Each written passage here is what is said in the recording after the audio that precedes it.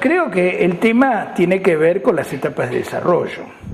Obviamente que el comunismo se basa en la desaparición del Estado como medio, digamos, de represión entre las clases y del sistema de apropiación privada del producto.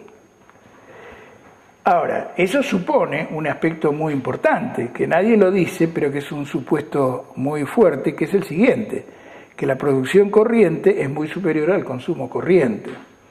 Nadie puede pensar que el comunismo se puede establecer en Bolivia. ¿Por qué? Porque el desarrollo de las fuerzas productivas es muy atrasado. Si hay un lugar donde se puede desarrollar el comunismo desde el punto de vista económico-social, ¿dónde va a ser?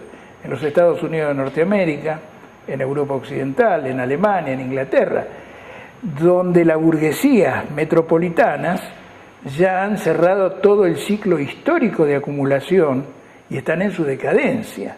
Lo que cabría hacer es expropiar a los expropiadores, siguiendo el aforismo de Marx, porque ya toda la producción de riqueza ha sido socializada. Lo que no está socializado es la propiedad privada de los medios de producción. Pero las revoluciones nacionales del tercer mundo suponen que el primer paso es desarrollar el capitalismo interno, el capitalismo nacional. Hay una contradicción entre el capitalismo de Estado y el capitalismo nacional, pero no es una contradicción insalvable. ¿En qué sentido? El capital nacional, estamos hablando del sector privado o de la burguesía nacional, es muy débil ideológicamente y no tiene, por llamarlo así, aversión al riesgo como para poder emprender las obras fundamentales en los sectores estratégicos de la economía.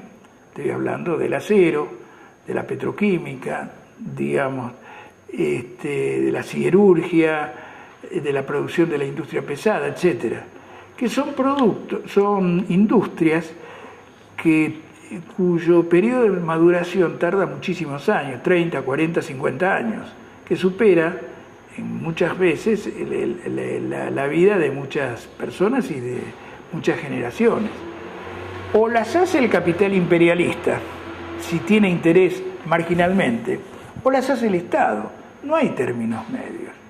Pero el resto de las actividades en un proceso de revolución nacional no es necesario que sean socializadas. Eso depende de razones políticas nada más. O sea, que tiene que empezar puntos estratégicos. Claro, en primer término. ¿Qué pasa con la industria nacional? Yo creo que la industria nacional lo que sufre no es de la opresión del socialismo o del comunismo. De lo que sufre de la opresión es del imperialismo. Porque vamos a poner ejemplos concretos para poder iluminar esto.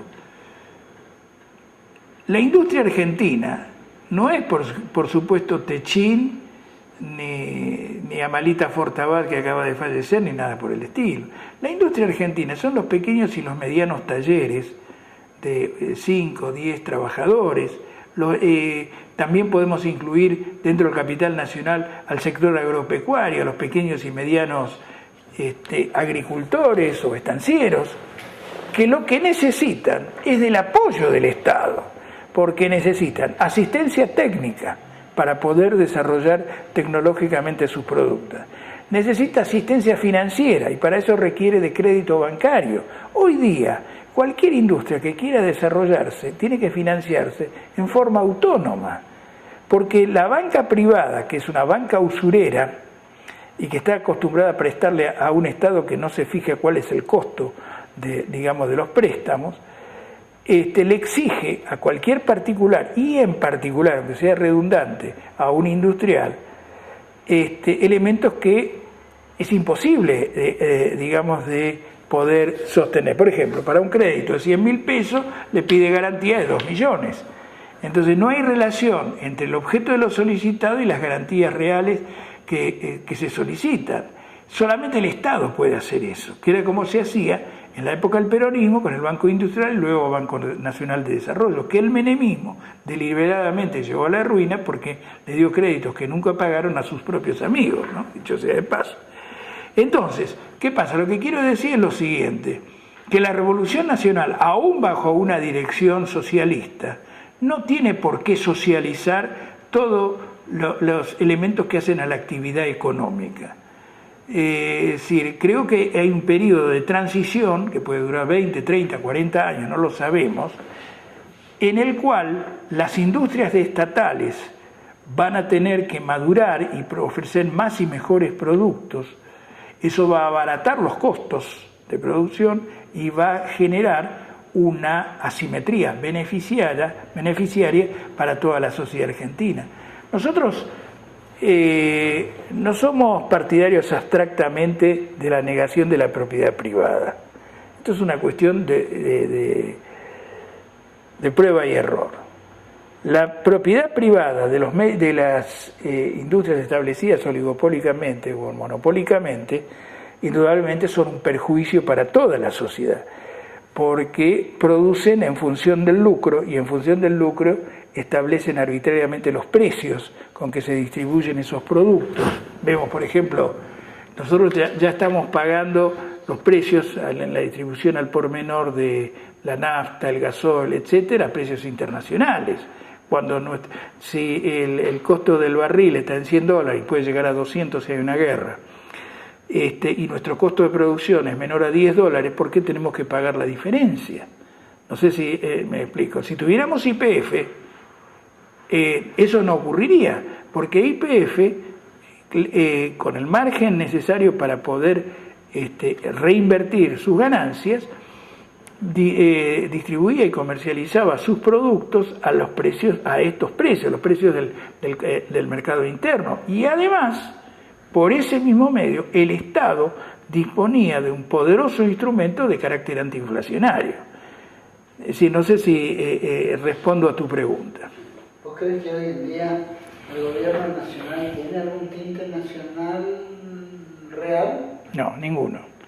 No, la política dejando de lado las mentiras, y este gobierno se caracteriza por ser una máquina de decir mentiras, hace un gobierno al servicio del capital financiero internacional. Todos sus actos están ligados a ello. Fíjate vos un detalle.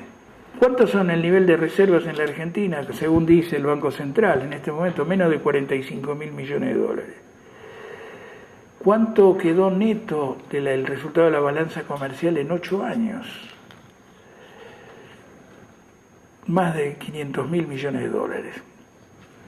¿En qué se fue todo? Regalías, remesa de utilidades, fuga de capitales, etc. Solamente en el año 2011 se fueron más de 20.000 millones de dólares en fuga de capitales. En intereses a la deuda, de la deuda externa se fueron 10.000. Ya estamos hablando de 31.000 millones de dólares.